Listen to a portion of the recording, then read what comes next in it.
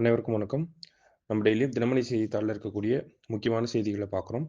இன்னைக்கு என்ன செய்திகள் இருக்கு அப்படிங்கிறத பார்ப்போம். முதல்ல பார்த்தீங்க அப்படின்னா, சூரிய மின்சக்தி தகடு உற்பத்தி ஆலை அப்படின்னு சொல்லி கொடுத்துருக்காங்க.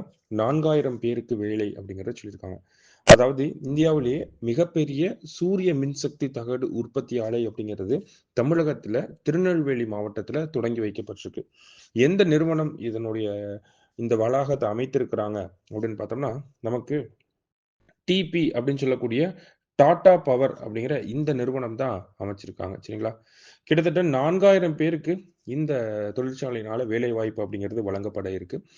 அதே மாதிரி பார்த்தோம்னா, இந்த ஒரு தொழிற்சாலை இந்தியாவுடைய இந்த கிரீன் எனர்ஜியோட டிரான்சிஷன்ல ரொம்ப பெரிய ரோலை ப்ளே பண்ண போகுது. ஏன் அப்படின்னு பார்த்தோம்னா, நமக்கு சூரியகர் முஃப்த் பிஜ்லி யோஜனா அப்படிங்கிற திட்டங்கள் இருக்கு. அதே மாதிரி சோலார் பேனல்ஸை பயன்படுத்தி சோலார் எலக்ட்ரிசிட்டியை உருவாக்குறதுல, சோலார் எலக்ட்ரிசிட்டியோட அடாப்ஷன்ல அரசாங்கம் நிறைய கவனம் செலுத்திட்டே வராங்க. ஓகேங்களா? ஏன்னா நம்ம பாரிஸ் அக்ரிமெண்டோட டார்கெட்ஸை மீட் பண்ணும், பஞ்சாமிர்த டார்கெட்ஸை வச்சிருக்கோம். இந்தியாவுக்குமே சொந்தமா பார்த்தோம்னா சோலார் பேனல்ஸோட உற்பத்தி அப்படிங்கிறது தேவைப்படுது. அப்ப இந்த ஆலையுடைய முக்கியத்துவத்தை நம்ம புரிஞ்சுக்கணும். ஒன்று, வேலை வாய்ப்பை வழங்கக்கூடிய இடத்துல இந்த ஆலைகள் இருக்கு. அடுத்ததா பாத்தீங்கன்னா, இந்தியா அதிகப்படியான இந்த சோலார் தகடுகள், மின் தகடுகள் அப்படின்னு சொல்றாங்க இல்லையா, அந்த சோலார் பேனல்ஸ் வந்து அதிகப்படியா நம்ம சைனா கிட்ட இருந்து இம்போர்ட் பண்ணிக்கிட்டு இருக்கோம். இதனால என்ன ஆகுது அப்படின்னு பார்த்தோம்னா, நமக்கு சைனாவை டிபெண்ட் பண்ணி இருக்கக்கூடிய ஒரு சூழ்நிலை ஏற்படுது. ஸோ இந்த ஆலையின் மூலமாக அந்த ஒரு டிபெண்டன்சி கம்மியாகிறதுக்கான வாய்ப்புகள் அதிகமா இருக்கு. அதே மாதிரி மார்க்கெட்ல இந்தியா மேனுஃபேக்சர் பண்ண சோலார் பேனல்ஸ் அப்படிங்கிறது, இந்தியாவோட ஓன் சோலார் பேனல்ஸ் அப்படிங்கிறது அதிகமாகும். சரிங்களா? இதனால என்ன ஆகுது அப்படின்னு பார்த்தோம்னா, நமக்கு படிப்படியா இந்த சோலார் பேனல்களுடைய விலைகளும் கம்மியாகும். விலைகள் கம்மியாகிறப்ப ஒவ்வொரு வீட்லயும் இந்த சோலார் பேனல் அப்படிங்கிறத நம்மளால பார்க்க முடியும். அதுதான் சூரியகர் முஃப்த் பிஜ்லி யோஜனாலையும் பண்ணியிருக்காங்க. இந்த சூரியகர் முஃப்த் பிஜ்லி யோஜனா அப்படின்னு பார்த்தோம்னா, ரூஃப் டாப் சோலார், நம்ம வீட்டு மொட்டை மாடிகள்ல சோலார் பேனலை வைக்கிறதுக்கான திட்டம் தான் அது. சரிங்களா?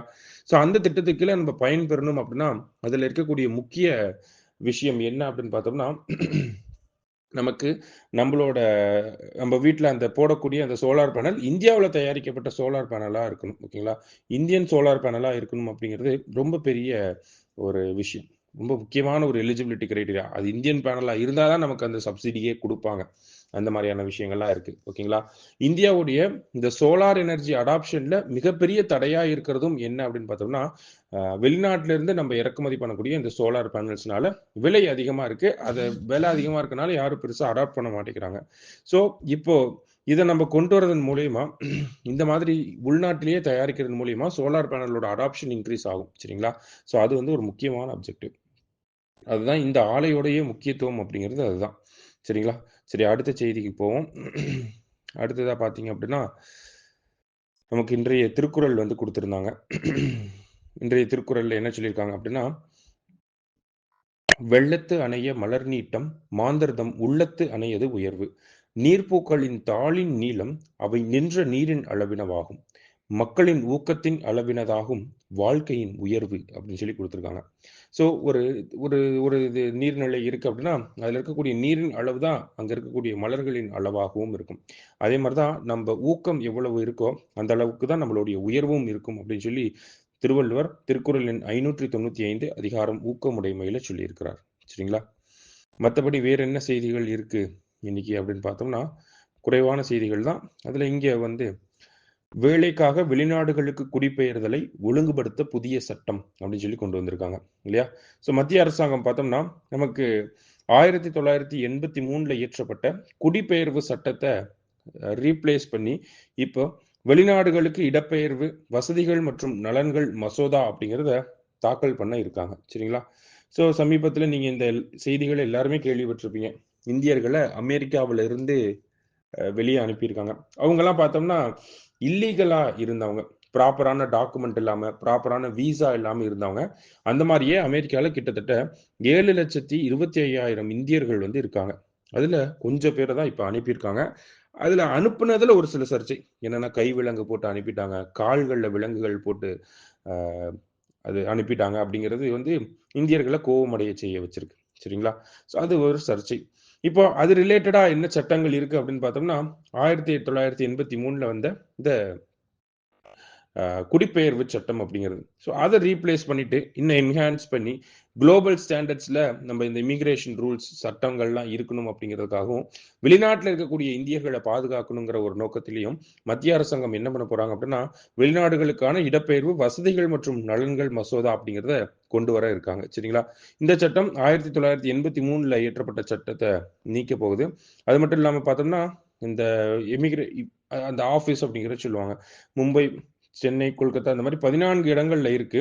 அடுத்தது திரிபுரா, புவனேஸ்வர், அலகாபாத் போன்ற நகரத்திலையும் இந்த ஆபீஸ் வந்து கொண்டு வர போறாங்க.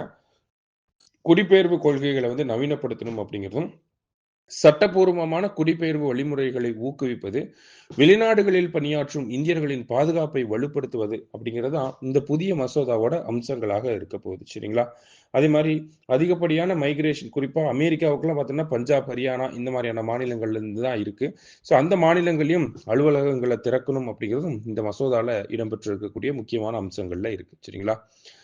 வேற என்ன செய்திகள் இருக்கு அப்படின்னு பார்த்தோம்னா வரலாற்றின் மிக வெப்பமான ஜனவரி அப்படின்னு சொல்லி கொடுத்திருக்காங்க. அதாவது உலக வரலாற்றிலே மிகவும் வெப்பமான ஆண்டாக நமக்கு நடந்து முடிந்த 2024ஆம் ஆண்டு இருந்ததாக யார் சொல்லியிருந்தாங்கன்னா கோப்பர்னிக்கஸ் கிளைமேட் சேஞ்ச் சர்வீஸ் அப்படிங்கிற அந்த அமைப்பு சொல்லியிருந்தாங்க. 2024 தான் இருந்ததிலே மிக மோசமான மிக வெப்பமான ஆண்டாக இருந்துச்சு அப்படின்னு சொல்லி. அடுத்தது 2025ஓட முதல் மாதமே என்ன ஆயிருக்கு அப்படின்னு பார்த்தோம்னா பதிவு செய்யப்பட்ட வரலாற்றிலே மிக வெப்பமான ஜனவரி மாதமாக 2025 ஜனவரி அப்படிங்கிறது இருந்திருக்கு. அதாவது ரெக்கார்டு ஹிஸ்டரியிலேயே வார்மஸ்ட் ஜான்வரி மந்த் அப்படிங்கிறது பார்த்தீங்கன்னா அது இந்த வருஷம் தான் வந்திருக்கு அப்படிங்கிறத சொல்லியிருக்காங்க. சரியா? ஸோ உலகம் முழுவதுமே லானினா அப்படிங்கிற இம்பாக்ட் இருந்தாலுமே லானினா கண்டிஷன்ஸ்லயே இது அதிகமான வெப்பமான ஒரு மந்தா வந்திருக்கு. ஏன்னா லானினானா பொதுவாக குளிர்வான ஒரு ஒரு ஃபினாமினன் அது. சரிங்களா? எல்னினோனா தான் உலகத்தில் இருக்கக்கூடிய பல பகுதிகளில் வெப்பமயமாதல் அதிகமாக இருக்கும். லானினா அப்படிங்கிறது அதுக்கு ஆப்போசிட்டா இருக்கும். இருந்தாலுமே பார்த்தோம்னா லானினா கண்டிஷன்ஸ்லேயே நமக்கு இவ்வளவு தீவிரமாக இருந்தது அப்படிங்கிறது கொஞ்சம் வேதனைக்குரிய ஒரு விஷயமா தான் இருக்கு. இந்த ஆண்டுமே அந்த 1.5 அப்படிங்கிற லிமிட்டை பிரீச் பண்றதுக்கு இதுவே ஒரு அடித்தளமாக இருக்கும் அப்படிங்கிறத நம்ம பார்க்க முடியுது. சரிங்களா? ஸோ இன்னைக்கு செய்தித்தாளில் இருந்த முக்கிய செய்திகளை பார்த்துருக்கோம். நன்றி.